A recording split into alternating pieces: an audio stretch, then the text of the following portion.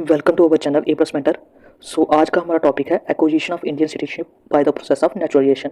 तो जो central government है वो किसी भी पर्सन को जो है वो इंडियन सिटीजनशिप प्रोवाइड कर सकती है bye the process of naturalisation, लेकिन वो जो पर्सन है वो इलीगल माइग्रेंट नहीं होना चाहिए। और उसके साथ साथ ये जो जितनी भी जो कंडीशंस है नीचे जो मेंशन की गई हैं वो सारी की सारी उसको क्या करनी पड़ेगी, फुलफिल करनी पड़ेगी। तो सबसे पहली जो कंडीशंस आती है वो क्या आती है, मान लो कोई पर्सन है, ठीक है, वो क्या है, इंडिया का सिटीजन है।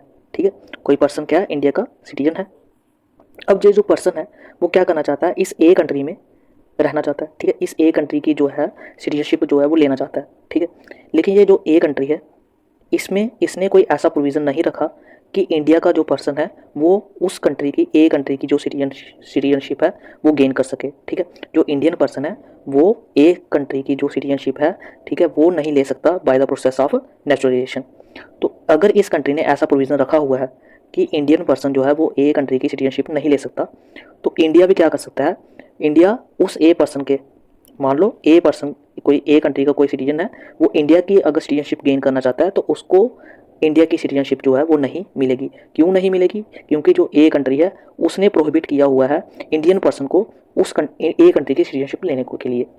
तो अगर ए कंट्री प्रोहिबिट करता है तो इंडिया भी उस कंट्री के सिटीजन को प्रोहिबिट कर सकता है। ठीक है, तो ये हमारी सबसे पहली कंडीशन आती है। तो नेक्स्ट हमारी कंडीशन क्या है, मान लो कि कोई ए कंट्री है, ठीक है, इसका कोई सिटीजन जो है वो इंडिया की सिटीजनशिप के लिए अप्लाई करता है।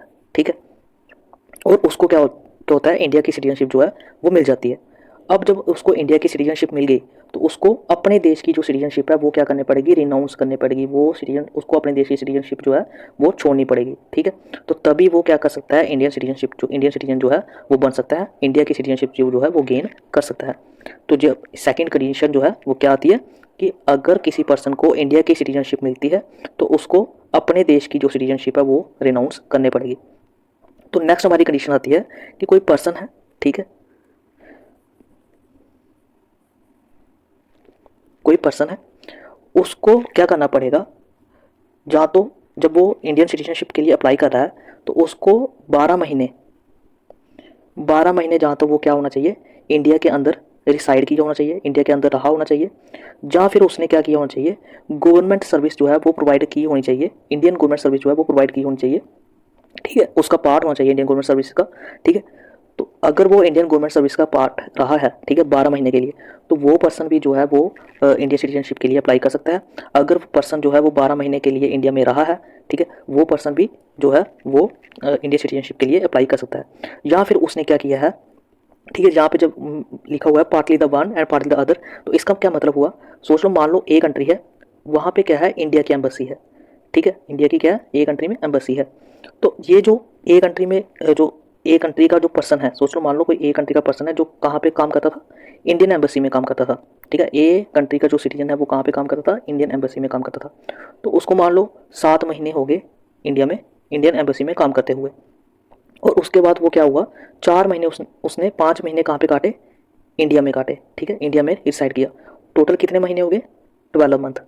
तो ऐसे पर्सन, ठीक है, जिन्होंने आधा इंडियन गवर्नमेंट सर्विस में काम किया, ठीक है, और आधा उन्होंने क्या किया, 6 कुछ महीने कहाँ पे काटे, इंडिया में काटे, और टोटल कितने महीने कर लिए, 12 मंथ कर लिए। तो ऐसे पर्सनस को भी क्या मिल सकती है, इंडियन सिटीजनशिप मिल सकती है।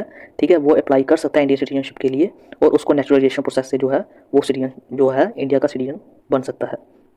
तो नेक्स्ट हमारा क्या आता है, जो नेक्स्ट कंडीशन आती है कि जब उसने 12 महीने इस तरह किए, पूरे किए, तो उससे पहले, अप्लाई करने से पहले 14 में से जो 11 साल है उसने कहाँ पे काटे होने चाहिए, ठीक है, इंडिया में काटे होने चाहिए। जहाँ फिर वो कुछ समय के लिए इंडियन सर्विसेज, उसने इंडियन गवर्नमेंट सर्विस में जो है काम किया हो। ठीक है, या फिर कुछ समय उसने क्या किया हो, इंडिया में रिसाइड किया हो। और टोटल उसका जो ओवरऑल जो एग्रीगेट सम होना चाहिए वो कितना होना चाहिए, मिनिमम 11 ईयर। ठीक है, तो इसमें से 14 में से जो 11 साल उसने, ठीक है, उसने क्या किया है, इंडिया में रिसाइड किया है, या फिर उसने इंडिया में रिसाइड भी किया है और उसने इंडियन गवर्नमेंट सर्विस में अपना काम भी किया है। ठीक है, तो उसको क्या कर मिल सकती है, इंडियन सिटीजनशिप जो है वो मिल सकती है bye the process of naturalisation.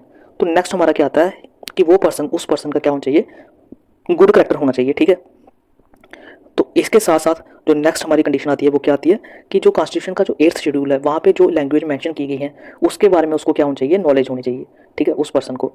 तो ये कितनी कंडीशंस होगी, 5 कंडीशंस होगी, ठीक है। तो ये 6 कंडीशंस होगी, तो ये 6 कंडीशन जो है वो उसको सारी की सारी फुलफिल करनी पड़ेगी। इसके अलावा वो जो पर्सन है, जब उसको इंडियन सिटीजनशिप जो है वो मिल गई, उसके बाद उसकी इंटेंशन होनी चाहिए इंडिया में रिसाइड करने की, ठीक है। या फिर उसके अलावा उसने क्या किया होना चाहिए, जो इंडियन गवर्नमेंट है, ठीक है, उसमें क्या की होनी चाहिए, अपनी सर्विस जो है वो प्रोवाइड की होनी चाहिए। या फिर कोई इंटरनेशनल ऑर्गेनाइजेशन है जिसमें वो इंडिया की तरफ से जो है वो वहाँ पे काम कर रहा है, ठीक है। या फिर कोई सोसाइटी, कंपनी या फिर कोई भी, ठीक है, उसमें जो है वो क्या कर रहा है, इंडियन सर्विसेज जो है वो इंडियन उस सर्विसेज का क्या हुआ है, पार्ट हुआ, ठीक है। तो अगर ये कंडीशन ये सारी की सारी फुलफिल होती है तो वो क्या क्या कर सकते हैं, वो एलिजिबल है वो पर्सन इंडियन सिटीजनशिप गेन करने के लिए। तो इसमें जो है, जो इंडियन गवर्नमेंट है, कुछ पर्सन के लिए ये जो कंडीशंस है वो वेव कर सकती है। अब ये ऐसे पर्सन कौन से पर्सन है, जैसे कोई पर्सन हो गया, ठीक है, जो किस फील्ड से, साइंस की फील्ड से, ठीक है, किस फील्ड से, साइंस की फील्ड से, philosophy, art, literature, world peace या ह्यूमन प्रोग्रेस, तो इन फील्ड में उसने क्या किया है, कुछ सर्विसेज प्रोवाइड की है, कोई डिस्टिंग्विश्ड सर्विस प्रोवाइड की है, तो उस पर्सन के लिए जो इंडियन गवर्नमेंट है वो कुछ कंडीशंस को क्या कर सकती है, ठीक है, कुछ क्या सभी कंडीशंस भी उस पर्सन के लिए क्या कर सकती है, वेव कर सकती है, ठीक है। इसके अलावा जो नेचुरलाइज सिटीजन है उसको क्या लेनी पड़ेगी, ओथ लेनी पड़ेगी, ठीक है। तो ये जो कुछ कंडीशंस है, ये सारी की सारी जो है वो फुलफिल करनी पड़ती है उस पर्सन को इंडियन सिटीजनशिप गेन करने के लिए। तो नेक्स्ट हमारा आता है कि कोई पर्सन है, ठीक है, मान लो कोई फॉरेन टेरिटरी है, वो क्या बन जाती है, इंडिया की पार्ट बन जाती है। जो इंडिया है वो कोई फॉरेन टेरिटरी को क्या कर लेता है, अपने में मिला लेता है। तो गवर्नमेंट ऑफ इंडिया कुछ कंडीशन रख सकती है कि कौन से पर्सन जो है वो इंडिया के सिटीजन कहलाएंगे, ठीक है। तो इंडिया स्पेसिफाई कर सकता है कि कौन से पर्सन होंगे जो इंडिया के सिटीजन कहलाएंगे और कौन से नहीं कहलाएंगे।